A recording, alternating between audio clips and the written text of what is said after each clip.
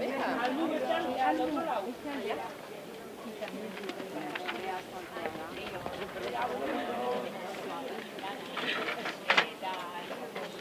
vida actual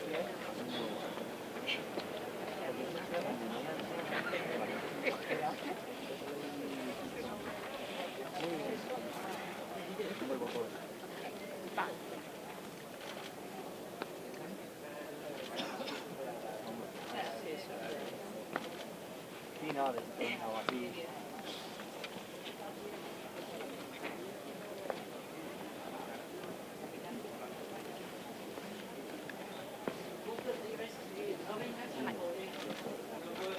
Bale, hasiko gara. Beste urte betez, Euskal Herriko mugimendu feminista hemen elkartu gara martxoaren 8 ate joka dugun honetan. Euskal Herriko hiriburuetan eta herri ezberdinetan antolatuko ditugun mobilizazioen berri emateko asmoz. Gainera, ez dira gutxi aurten ditugun aldarriak, aurreko urtean baino gehiago akaso. Izan ere, ez da asko aldatu ardatz ezberdinetatik bizi dugun zapalkuntza egoera. Denbora daramagu salatzen emakumeok bizi ditugun esplotazio egoera, baina orain egoera hori kolapsatzen ari da. Kolapsoa ez da krisi bat, mendebaldetik, iparralde globaletik, hartutako erabaki heteropatriarkalen, imperialisten, neoliberalen, arrazisten eta antigitanoen multzo oso baten deriba logikoa da. Arraza, irabazi eta kapital privilegioen sistema metatzaile baten berretspena da. Sistema bortxatzailea da, egitura heteropatriarkal eta kolonialetan oinarritzen den. Eta kolapso sistematikoaren testigulu honetan, zaintzaz hitz egitea, gorputzen, lurraldeen eta herrien arteko interdependentzia loturak jostea eta saretzea da. Borroka eta resistentzia feministak, antikapitalistak eta dekolonialak bultzatzea da. Feminismotatik erakutsi dugun indarraren aurrean, neofaxismo indarko ikusten ari gara edatzen. Kapitalaren eta klase politikoaren estrategia maskulinista deliberatu baten dimentsiotako batzuk honako hauek dira. Sexu jazarpena eta sexu abusua normalizatzea.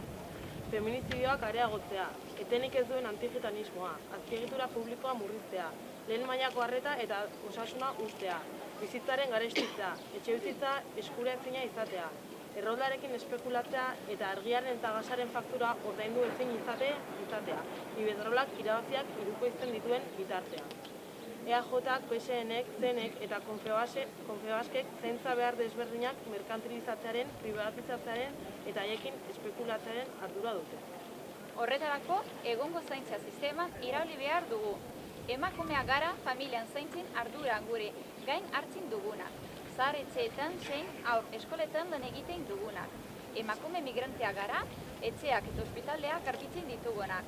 Zartzaroan dauden pertsonak egunerokoan laguntzen eta zaintzen ditugunak. Bitartean, gure alabak, gure jatorrizko herrialdetan lanez gainezkan dabiltzan. Beste emakume batzuek zaintzen dituzte ondorio gisa. Etxeko langile askok eta migratutako zaintzaileek preso gisa lan egiten dute, eta ez dute eguneko atsedenik hartzeko eskubiderik, eta ez dute legezko soldatak kobratzen. Mehatxuak ere jasotzen dituzte, paperik ez dutelako. Baina nork zaintzen ditu emakume migratu eta arrazializatuak? Nork zaintzen ditu zaintzaileak? Hori dela eta Euskal Herritik exigitzen dugu atzerritartasun legeak indargabetzea eta pertsona guztien erregularizazioa orain. Nekatuta gaude, ezin dugu gehiago. Zaintzarako eskubide kolektiboaren aldeko apustua da gurea. Askatasunez eta arduraz gure bizi osoan zehar duintasunez zainduak izateko zein besteak zaintzeko. Dependentzia kasuetatik harago doan planteamendua da gurea. Oinarrizkoak eta beharrezkoak diren zaintzak pertsona guztiek bermatuak izan ditzaten exigitzen dugu. Zaintza iraultzea, dena eraldatzea eta emakumeok beti bizi izan dugun indarkeriaren eta desberdintasunaren ardatz nagusietako bat kolpatzea eta astintzea da. Horregatik guztiagatik eta aurrean dugun zaintza sistema heteropatriarkala suntsitzeko, martxoaren 8an Euskal Herriko kaleak hartuko ditugu. Antolakuntza eta autodefentsa feminista direlako ditugun tresna eraginkorrenak. Hauek izango dira hiriburuetako deialdiak. Bilbon, Jesusen bihotzetik 7:30. Iruñean, 8:00 Antonio Nitetik. Gasteizen, 7:00 San Anton plazatik. Donostian, 6:30 Antigoko tuneletik eta Baionan 3etan merkatu plazatik. Euskal Herriko herri eta auzo ezberdinetan antolatuko diren deialdietara adi egoteko eta parte hartzeko deia ere egiten dugu.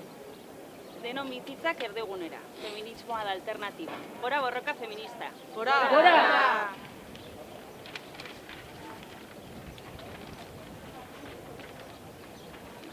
Orain erderaz.